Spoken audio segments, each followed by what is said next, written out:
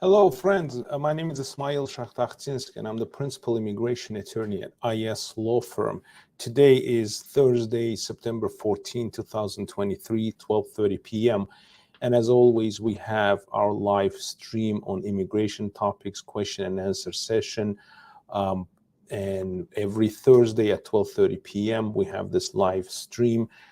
Anyone who has any immigration questions can join this live stream and post your questions in the chat section. I will answer all of your questions. I usually discuss brief topics on immigration, any important immigration news, developments, and updates, share with my audience, and then I answer the questions posted in the chat section. Please subscribe to our channel, YouTube channel. Please like our Facebook page. Please like this video. I'll greatly appreciate that. Attracts more viewers, more visitors. For some reason, the streaming app says there is a weak connection, although my internet speed shows very fast internet.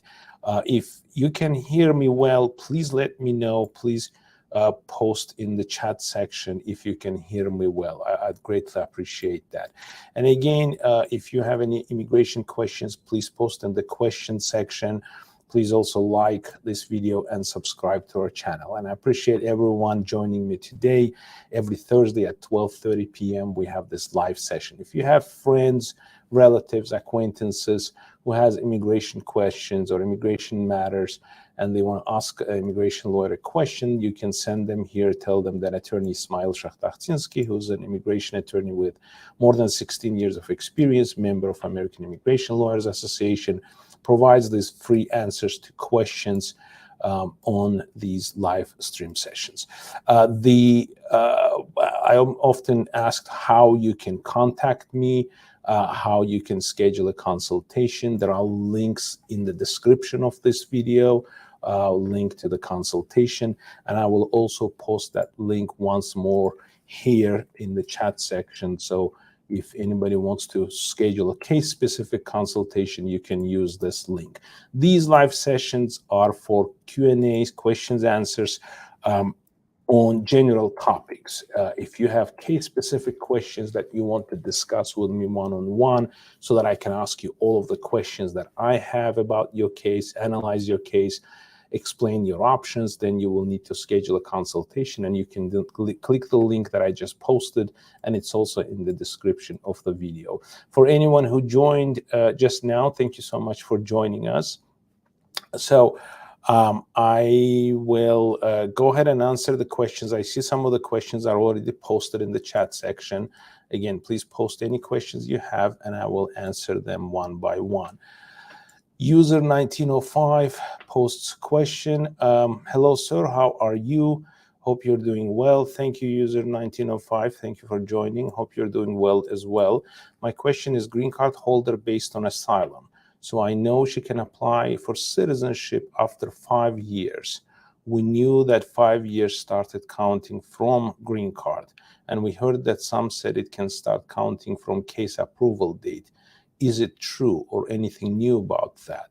Long story short about citizenship, the 5 years start counting from you get green card or from the asylum case approved.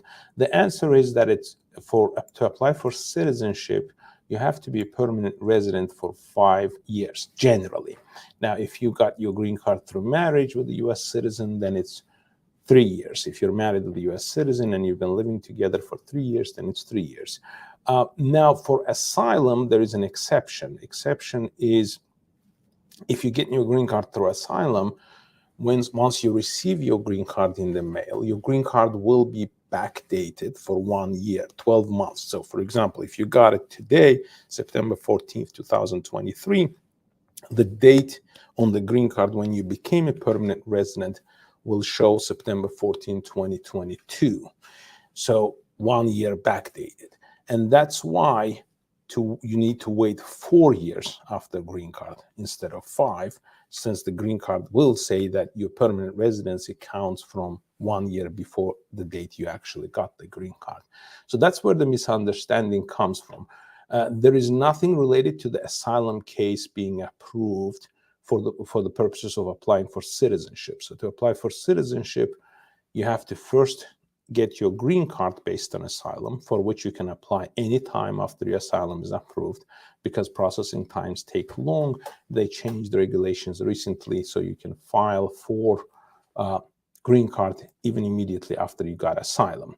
But once you get your green card, then you wait 4 more years. That's when you become eligible for citizenship. Now, another rule that is applicable here is that you can apply for citizenship 90 days before the eligibility. So what it means is that once you received your green card based on asylum, look at the green card, it will show the date, add 5 years to that date on the green card, and deduct 90 days. And that's when you can file your citizenship application. And you can file citizenship application online.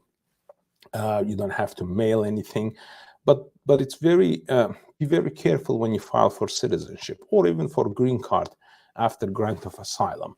What I frequently see in my practice is somebody who files for asylum, gets asylum granted, then they file for green card or for citizenship down the road, and they indicate some information that becomes inconsistent with the previous information provided in the asylum application.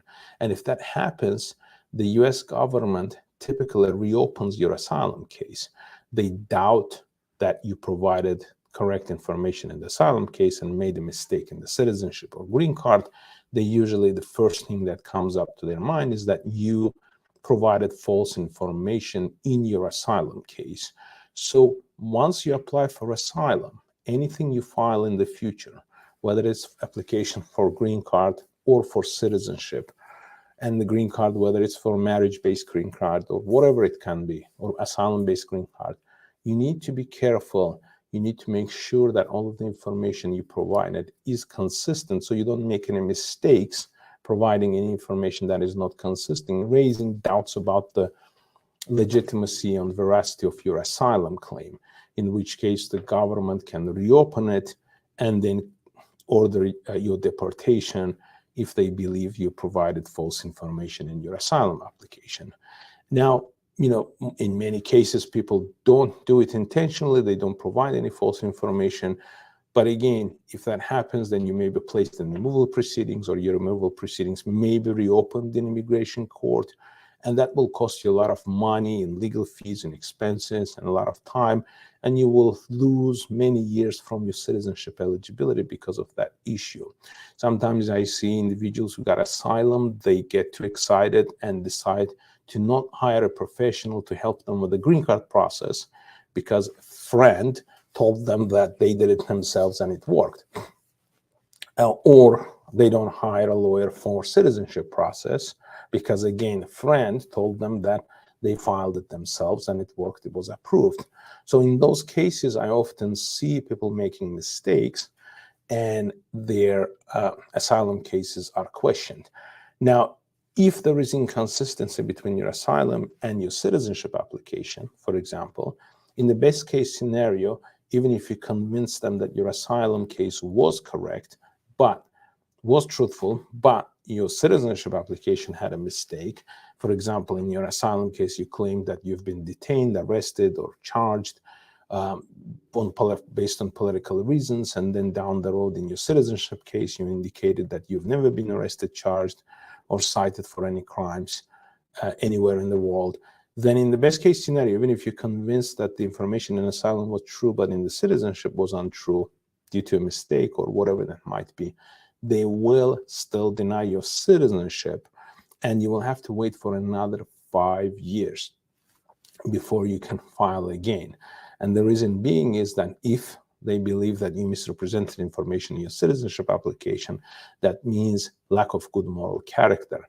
And if you're found to have lack of good moral character, then you are not eligible for citizenship for at least 5 more years, because to apply for citizenship, one other requirement is, other than being a permanent resident for 5 years and having physical presence in the US for at least 2.5 of those 5 years, the third requirement is that you must have good moral character for the last 5 years to be eligible for citizenship. So the bottom line is, what I'm trying to say is, citizenship process or green card process after grant of asylum is not as straightforward as many believe, and it can cause serious issues and complications. So consult with a qualified immigration lawyer, whoever you feel comfortable with, but we're here if you need my help. You can use the link to schedule a consultation with me, and I'll tell you what needs to be done or what can be done and how we can help you. So thank you for your question, user 1905, and thank you for joining us here. For anyone who joined now, I just want to repeat again, my name is Ismail Shahtakhtinski, and I'm the principal immigration attorney at IS Law Firm. I have more than 16 years of experience handling immigration matters, and as a licensed immigration attorney, and I'm a member of American Immigration Lawyers Association. Every Thursday at 12:30 p.m., we have live stream. As long as I don't have any hearings scheduled at that time, then we have live stream. Sometimes we have to reschedule it, where I briefly discuss some immigration topics, immigration news and updates, and I answer all of the questions from my audience. So thank you for joining, and please press like, please subscribe to our channel. That helps us a lot to be able to continue these live streams. And please refer your friends, relatives, acquaintances who may need immigration help or has immigration questions. We provide free answers to all of the immigration questions every Thursday at 12:30 p.m. on this YouTube channel. All right, the next question is from Mohammed Mamishzada. Good day, Mr. Shahtakhtinski. I'm a U.S. permanent resident planning to travel abroad for the holidays. I've already taken a 175 days trip abroad this year, March 8th to August 29th. I'm planning to be out of the U.S. end of December 28th to mid-February next year. My question is how a calendar year is calculated. Well, calendar year is there is no calendar year calculation. So I guess what you're asking is, well, yes, and so the question continues, if calculation January 1st, December, then my total time outside U.S. will make 179 days, just under 180 days. Saying this will make a problem with naturalization if I leave the U.S. end of December for one of them. So basically, Mohammed, your question is, how long can you be absent from the United States to not interrupt your qualification for citizenship? And there is formula to that. So not formula, but there is a rule and there are exceptions to the rule. So the rule number one is at any time, if you are absent from the United States for more than 12 months, right? So it's as straightforward as this, 12 months, whether it's leap year once in 4 years or so, it doesn't matter. It's 12 months, 12 months. So if you've been absent from the United States for 12 months or more, then you interrupt your continuous presence in the United States. And if you return, if you're able to hold on to your permanent residency despite that absence, you will have to wait another 5 years before you can apply. Again, 5 years minus 90 days for citizenship. Now, if the rule number two is if you've been absent from the United States for more than 180 days, then you are presumed to have interrupted your continuous presence, unless you can demonstrate close ties to the United States, unless you can demonstrate that despite your absence of more than 180 days, but less than 365 days, you still maintain your permanent residence in the United States. What it means is that you filed your taxes as a permanent resident. You never missed filing taxes. You paid your taxes. You had property in the United States. You had a bank account, you had credit card, you had some store cards, whatever you might have. You may have rent, place. You might have relatives, close family members in the United States. You might have had, insurance in the United States. You might have had a car in the United States during that absence. So as long as you can provide those documents, then you will maintain your continuous presence for the purposes of citizenship, even if you're absent for more than 180 days, but less than 365 days. So that's the second rule for qualifying for continuous presence in the United States. Now, in your case, if it's been less than 180 days, and it's just days, whether you count it as a calendar day or business, it includes weekends. So it's not just business days. So it's 180 days. It doesn't count from January 1st or whatever that I think you're overcomplicating it. If you've been absent for less than 180 days, then you don't have interruption of continuous presence. If it's more than 180 days, then you have interruption. So as long as you enter the United States before your 180 days of your absence, then you are good to go for citizenship purposes. You don't have issues. Now, it doesn't mean that you're not going to have issues with returning to the US if you return within 180 days. And that's a misperception many people have.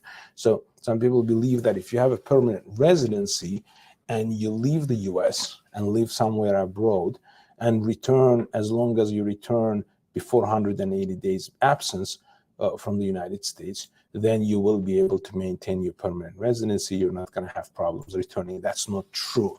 You can lose your permanent residency. You can have problems with returning to the United States, even if you're absent for less than 180 days, because as a permanent resident, you must live permanently in the United States. You can travel abroad. You can travel abroad for business, visitation, travel, whatever that might be, but your base has to be in the United States. The place where you live has to be in the United States of America. And, people ask me, why do they do that? Why do they care? It's for security purposes. If you're a permanent resident, you basically don't have to apply for a visa. You basically enter and leave US unchecked. The only thing is that they register you came in and you left. So as a permanent resident, if you're claiming to be a permanent resident, you must be a permanent resident. You must intend to live in the United States. So what does that have to do with absences? If you leave the US too frequently, or if you spend most of the time abroad and you're just coming in to check in before 180 days of absence, then it creates, again, presumption that you're just trying to deceive the system. You're just trying to circumvent the system, and you are living abroad and you're just keeping your permanent residency, your green card, for the convenience of entering the US and leaving the US. So in that case, they can still, and they do, detain you at the border when you enter as a permanent resident for questioning. They, ask you a bunch of questions, and they can technically take your permanent residency card, your green card, away, and they can summon you to appear in immigration court, where you will have to defend your permanent residency, demonstrating that despite your absence for so long or such frequent travels abroad, you have always maintained your permanent residency in the United States and you never abandoned your residency in the United States. Again, the term residency doesn't necessarily apply to property. So sometimes people believe as a permanent resident, all you need is just to have a property in the United States, and that will solve the problem. No, it doesn't. So permanent residency consists of many factors, including, your family ties, your other, whether you file taxes, your intent of returning. In one case, we had a client who was absent from the United States for more than 180 days, but less than 365. The USCIS raised that issue at the time of citizenship. The guy was working as an airlines pilot for a South African company, and he was absent from the United States because of that. So, he basically lived there. He actually went to the pilot school in abroad, in a third country, and so on. But anyway, he didn't maintain anything. He basically sold his property. He sold everything. He sold his car. He didn't have anything. All he did is just file taxes. But what we found out, that he actually stored his furniture in a storage, so that when he returns, he can use his furniture, because he wasn't able to sell his furniture. So we used the storage documents. We used the fact that evidence that he stored his furniture and other personal property in storage and didn't sell it as a fact, as evidence that he always intended to return and live in the United States. He never abandoned his permanent residency, even though he's been absent from the United States for so long, and it worked. So this just gives you an example of, what kind of evidence you can be creative using to try to demonstrate that you never abandoned your permanent residency in the United States. So hopefully that answers your question. The next question I have is from Hiba. Hiba is asking, thank you, Hiba, for joining. I appreciate it. Please like, please subscribe to our channel. Hiba is asking, I'm a visitor in Virginia and I'm going to deliver my baby in USA. My husband will not be able to be with me to sign the passport document. My question is, what is the form we need as he is in UAE and I've applied for Medicaid and it's approved? Is there any issue with USA immigration if I come back again with my baby? So Hiba, in terms of your child's passport and birth certificate, that is not an immigration question. That's something that, I don't deal with getting birth certificates or obtaining passport from the State Department. I help with obtaining citizenship, but not the passport itself. It's a straightforward process. Now, I will give you the answer because I know it from my personal experience that for the passport, your husband will have to sign it. Now, if he's not here, there is a process through notary and apostille that can be done in UAE where your husband can sign the document giving you authorization to obtain the passport for your US-born child. So it's not a problem. It can be resolved. All you'll need to do is coordinate. Your husband will need to coordinate with a notary in UAE, in the United Arab Emirates, to get that done. I don't know if it's called notary or something else, but maybe an attorney, a lawyer in UAE can help your husband to make sure that he signs the authorization and that gets properly authenticated for the purposes of using here in Virginia.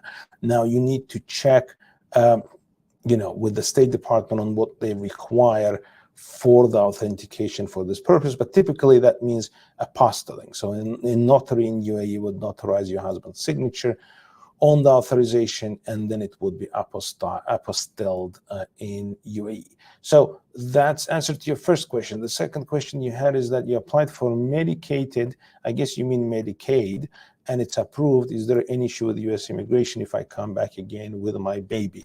Now, just applying for Medicaid is not an issue because you would qualify as a pregnant and as somebody who's giving birth to U.S. child. So in essence, this Medicaid is not for you; it's for the child.